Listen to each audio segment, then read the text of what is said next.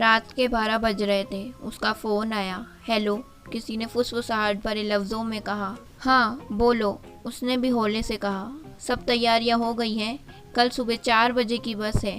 मैंने अपने कपड़ों का बैग तो पैक कर लिया है, पैसे और गहने लेने हैं। अपने सब डॉक्यूमेंट्स भी ले लेना। हो सकता है हम दोनों को नौकरी करनी पड़े, नया घर संसार जो बसाना है। ओके, मैं सब कुछ लेकर तुम्हें कॉल करती हूँ। उसने सबसे पहले माँ की अलमारी खोली और उसमें से गहनों का डिब्बा निकाला। अपने लिए बनवाया गया मंगलसूत्र बैग में डाला, अंगूठी और झुमके पहन लिए। चूड़ियों का डिब्बा उठाकर बैग में डाल ही रही थी कि माँ की तस्वीर नीचे गिर पड़ी। उसे याद आया कि माँ की बरसों की इच्छा थी सोने का चूड़ा पहनने की, मगर जब पापा को एरियर मिला था तो जो चूड़ा बनवाया गया वो माँ ने ये कहकर उसके लिए संभाल कर रख दिया था कि जब सम्राट इंजीनियरिंग करके नौकरी पर लग जाएगा तो खूब सारे बनवा लूंगी। अभी तो तेरी शादी के लिए रख लेती हूँ, मेरी लाडो कितनी सुंदर लगेगी। उसने तस्वीर वापस अलमारी में रखी और चूड़ा बैग में रख दिया। अब बारी थी नकदी की।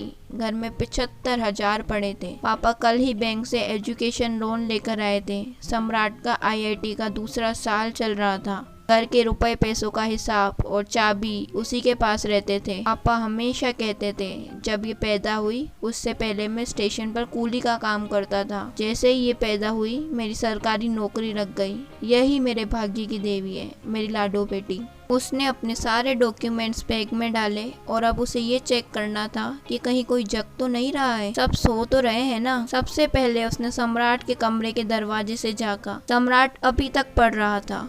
उसके खाने की थाली वैसे ही ढकी पड़ी थी जैसी वो रख कर आई थी। अगले कमरे में झांका तो माँ गहरी नींद में सोई हुई थी दवा लेकर। माँ हमेशा कहती है इस दवा में कोई गड़बड़ है, जो नींद बहुत आती है। ये मुई शुगर बुरी बीमारी है, लगकर खत्म ही नहीं होती। दरवाजे की जिर्री में से पापा दिखाई दे रहे थे। वो अपने वर्किंग टेबल पर बैठे व्यापारियों का बही खाता तैयार कर रहे थे। अभी कुछ दिन पहले ही उन्होंने नया काम ढूंढा था। पापा कहते हैं कॉमर्स पढ़ा हुआ हूँ, बही खाते भूलने लगा था। चलो इससे भूलूंगा भी नहीं और एक्स्ट्रा इनकम भी हो जाएगी। सब अपने काम में व्यस्त थे। वो अपने कमरे में आई और उसे फोन लगाया। सब रास्ते साफ हैं, सब अपने काम में लगे हुए हैं। मैं चुपचाप घर से बाहर निकलूंगी, उससे पहले फोन करके बता दूंगी। अच्छा, तुमने गहने और पैसे ले लिए हैं ना? हाँ ले लिए। तुम बार बार पैसे और गहनों का क्या पूछ रहे हो? मैंने कहा ना ले लिए। अरे बेबी, वो इसलिए कि नया घर संसार बसाना है। नई जगह जाते ही काम थोड़े ही मिल जाएगा, तो हमें घर के रूटीन कामों के लिए पैसा तो चाहिए ही।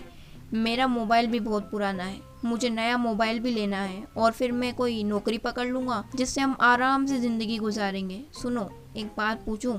क्या तुमने इतनी हिम्मत नहीं कि मुझे कमाकर अपने पैसों से रख सको, खाना खिला सको? ऐसी बात नहीं है बेबी, तुम बिन रहा नहीं जाता और हम चाहते ही शादी कर लेंगे और काम मिलेगा तो आराम से जिएंगे ना। तुम एक काम करो, अभी भागने का प्लान कैंसिल करते हैं। पहले तुम काम करके और इतना पैसा कमाकर इकट्ठे कर लो कि 2 महीने तक काम न भी मिले तो हम भूखा मरने की नौबत ना आए। जैसे ही तुम पैसा इकट्ठा कर लोगे हम भाग चलेंगे। तब तक इंतजार करो, 2 महीने तक ना कर पाए तो मुझे भूल जाना। अरे बेबी बात तो सुनो, मेरी बात। लड़की ने फोन काट दिया। वो अपने पिता के कमरे में झांक आई। वो अभी भी बही खाता देख रहे थे। उसने दरवाजा खटखटाया। क्या बात है बेटा, सोई नहीं तुम? पापा एक बात कहनी है आपसे, सुनो ना। कहो बेटा। पापा, जब तक सम्राट की पढ़ाई पूरी नहीं हो जाती मैं नौकरी करना चाहती हूँ। मेरी पढ़ाई पूरी हो चुकी है, घर में बेकार बैठने से क्या फ़ायदा, घर में 2 रुपए जुड़ेंगे ही। उसकी बात सुनकर पापा ने बेटी के सर पर स्नेह से हाथ फिरा दिया। पापा बेटी की आंखें नम थी। अगर आपको ये वीडियो अच्छी लगी तो इस वीडियो को लाइक कर दीजिए और आपको और भी स्टोरीज सुननी है तो मुझे कमेंट में बताइए। बाकी मिलते हैं नेक्स्ट स्टोरी के साथ। बाय।